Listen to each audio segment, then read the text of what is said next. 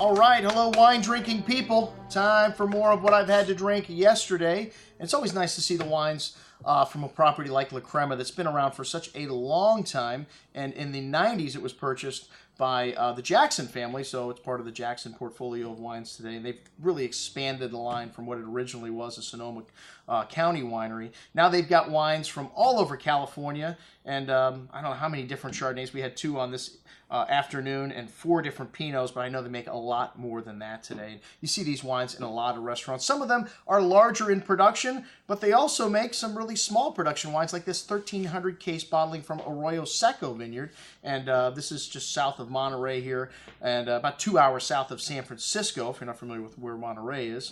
And like I said, this is a cooler climate here. This wine's got some nice fruit on the nose, peaches, pears, some nice toasty oak spice, and wet mineral notes. Really nice complexity. Smooth and creamy on the tongue. A little bit of that nice toasty oak spice showing up on the finish. They use minimal oak in these wines now, maybe 10%, which everyone's dialed down on the oak because they want you to get the minerality, the place where the wine comes, rather than the oak barrel that it was aged in. This is excellent juice at $28.50. All these Pinots and Chards very reasonably priced for what they are. The Los Carneros, they make about 4,000 cases of this wine. Really brightly focused here. A little light vanilla bean spice showing to that lemon citrus fruit. A good amount of ripe lemon drop candy here showing on the palate. Really juicy fruit in the mid palate. A bit richer than the Arroyo Seco. And just the right amount of toasty oak spice in these wines also. And nice, a firm hand of acidity holding things together. 2013 and 12. Both outstanding vintages. 2013, maybe just a little juicier, even though it's younger.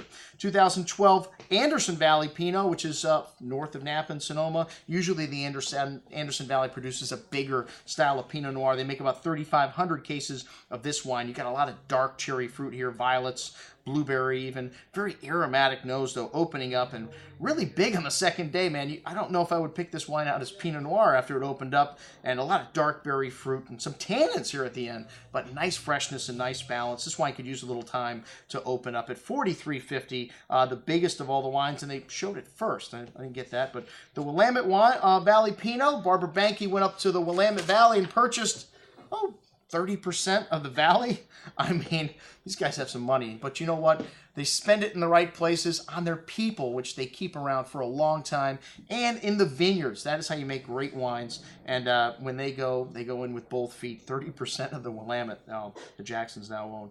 Wow, this is the first vintage of this wine. Only 1,000 cases were produced, and pretty floral notes. A lot of perfume here on the nose. 2012, an outstanding vineyard in the Willamette, and a really forward and enticing one as well. A lot of black raspberry, wild strawberry fruit, a nice hint of brown spice, some minty notes coming out on the second day. Really pretty wine on the palate, that raspberry and black and red raspberry fruit, and those pretty floral notes showing through the finish. Even bigger on the second day. Excellent juice at $27. The only thing that's different about these wines is the price. I mean, they're all really good. So I think they should just line price them all. Actually, the amount of cases produced is what really is generating the difference in price here. The larger production wines seem to be a little less expensive. The Panorama, also from Arroyo Seco, like the first Chardonnay. Also a really pretty bouquet here. Some fresh earth really creeping into the nose here. Some dark cherry fruit, allspice, light smoky notes coming out in this wine. Good amount of dark spice and black raspberry fruit showing on the finish as well. Smooth, silky tannins. Those violet floral notes at the end. Nice complexity here at $34.50. And then the Los Carneros last. And this one's got a bit of a smoky note to it too. The black raspberry and wild strawberry fruit, violet floral notes, exotic spice, that bright raspberry coulis here. And these wines are all very big and rich and fruity, but have nice acidity and balance here at $34.50. All of these wines, excellent. That's what we had to drink with our friends from La Crema Winery. I'm your host, Andrew Lampasoni, signing off for the Wine Watch, saying remember, always drink the good stuff first.